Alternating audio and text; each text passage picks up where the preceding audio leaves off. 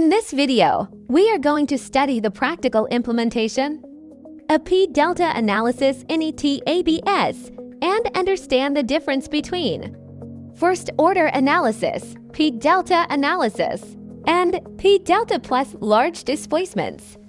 We will compare all three methods directly inside ETABS using simple nonlinear models. First, go to Define, then p-delta options. ETABS provides three different approaches: none p-delta based on loads and p-delta based on mass. For most structural engineering projects, based on loads is the recommended option. The software iteratively updates secondary displacements until convergence is achieved. The default convergence tolerance in ETABS is usually acceptable. Now let's create nonlinear load cases. I created three separate nonlinear static cases: no p-delta, and p-delta plus large displacements. The gravity load is applied first, using a separate nonlinear gravity case. Then the lateral load case starts from the end of the gravity analysis. This is exactly the same workflow commonly used in pushover analysis. Instead of applying a fixed load, I use displacement control. The target displacement is 3 meters in the global x direction. The analysis is performed in 100 incremental steps. This approach makes nonlinear behavior and geometric effects much easier to visualize. Now let's compare the results in the no p-delta case. The structure is analyzed using first-order behavior only. When p-delta is activated, ETABS modifies the stiffness matrix based on axial forces.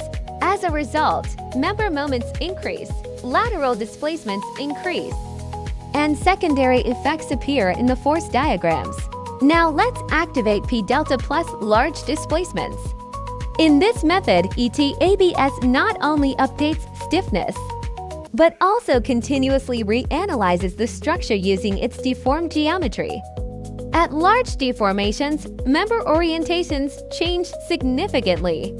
For small displacements, the results of p-delta and p-delta plus large displacements are almost identical, but as displacements become larger, the difference between the two methods becomes significant. Large displacement analysis becomes important in flexible structures, buckling sensitive systems, and geometrically nonlinear behavior. Finally, let's investigate an unstable structural system. The model consists of a simply supported beam with an internal hinge at midspan. In first-order analysis, the structure is unstable. Standard p-delta analysis also fails, but in large displacement analysis, the deformed geometry creates axial force resistance, allowing the structure to stabilize after deformation. So in summary, first-order analysis ignores geometric nonlinear effects. P-delta analysis updates structural stiffness. Using geometric stiffness effects, p-delta plus large displacements additionally updates the structural geometry during the analysis. For ordinary buildings, standard p-delta analysis is usually sufficient. But for large deformations and instability, sensitive systems, large displacement analysis becomes essential.